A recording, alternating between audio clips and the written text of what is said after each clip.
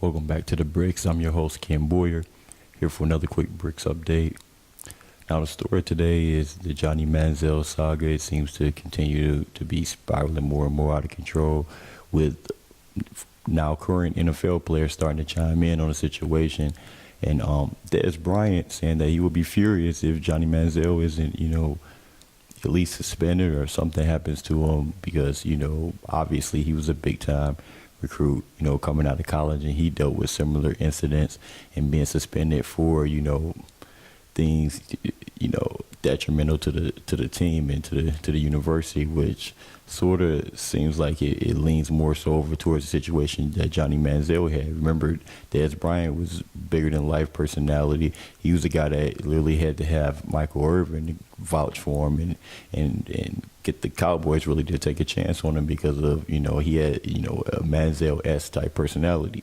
So he's starting to chime in saying like, hey, man, we had to deal with these things and we weren't allowed to, can continue on playing without being suspended or having to face the consequences while trying to live a NFL life while still playing in college.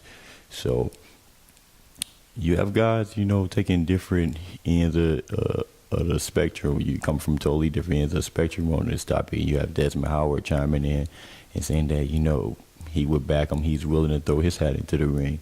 So it seems like something that's going to continue to escalate more and more, and as more things are discovered and comes out, especially with the NCAA, then people will be able to, speculate further and then really have a clear decision. I mean, of course, we all know. My opinion, I feel like there's no way that the players who are actually drawing the crowds and bringing the people in shouldn't receive some, sort of monetary, trickle down as far as, a multi-billion-dollar business in the NCAA, which they have, tax-free. And it's just like, it's not good for guys to just be living high on the hog and others, that the people who are the actual talent just sitting there and saying, okay, we pay for your, $10,000, scholarship in school, which is the same as a lot of other athletes when you have tennis and soccer and all these guys being paid for it. They're paying for their scholarship as well, so you can't even say we're paying for your scholarship. It's like, okay, well, we're paying for everyone else's.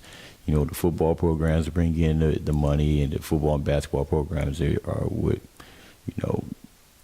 schools live and die by, especially their athletic programs. Most people there at universities, Texas A&M, they don't even have a great basketball program or anything. So literally football rules, and it's certainly spiked, their interest for, recruits and everyone around the country as far as, Texas A&M goes. So there's a lot to be, made on both ends. And then, who's to say is like, how can you pay everyone? That's the thing. But that shouldn't be the determining factor, is that, we can't pay anyone, so we'll just keep all the billions for ourselves. No, that doesn't make any sense either.